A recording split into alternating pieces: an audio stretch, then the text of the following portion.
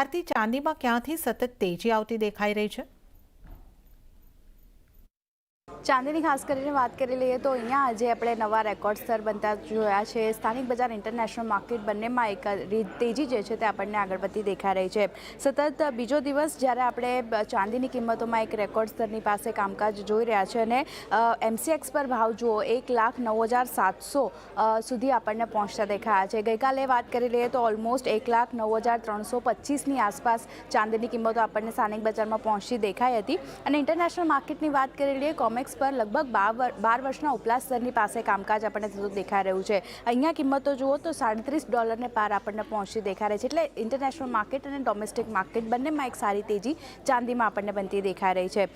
તેજીના કારણોની જો આપણે વાત કરી લઈએ તો ઘણા બધા ફેક્ટર જે છે અત્યારે ચાંદીને અસર કરતા દેખાઈ રહ્યા છે। જ્યાં ઇન્ડસ્ટ્રીયલ ડિમાન્ડમાં ખાસ કરીને જે વધારો આવી રહ્યો છે તે એક ફેક્ટર બનતું દેખાઈ રહ્યું છે। બીજી બાજુ જીઓપોલિટિકલ ટેન્શન જે ચાલી રહ્યા છે એને કારણે પણ અહીંયા અસર ચાંદીની કિંમતો પર આપણે જોઈ રહ્યા છે।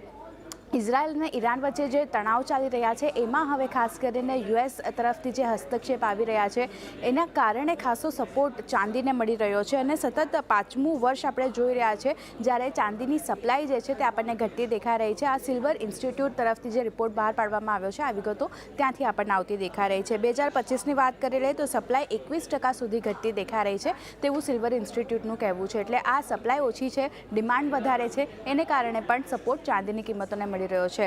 વાત કરી લઈએ ચાંદીની ચાલ જુઓ કઈ રીતની આપણને બનતી દેખાઈ રહી છે। એક સપ્તાહમાં વાત કરી લઈએ 3% ચાંદીની કિંમતો વધતી દેખાઈ રહી છે। એક મહિનામાં 14%નો વધારો આપણે જોઈ રહ્યા છે। યર ટુ ડેટ 26% આ કિંમતો જે છે તે આપણને વધતી દેખાઈ રહી છે અને એક વર્ષની વાત કરી લઈએ તો 24%નો વધારો ચાંદીની કિંમતોમાં આપણને બનતો દેખાઈ રહ્યો છે। અને હવે ગોલ્ડ સિલ્વર રેશિયો પણ ખાસ કરીને ચાંદીના ફેવરમાં આવતો એવું લાગી રહ્યું છે। એટલે આવનાર દિવસોમાં ચાંદીની ચમક જે છે તે હજી પણ આપણને આગળ વધતી દેખાઈ શકે છે।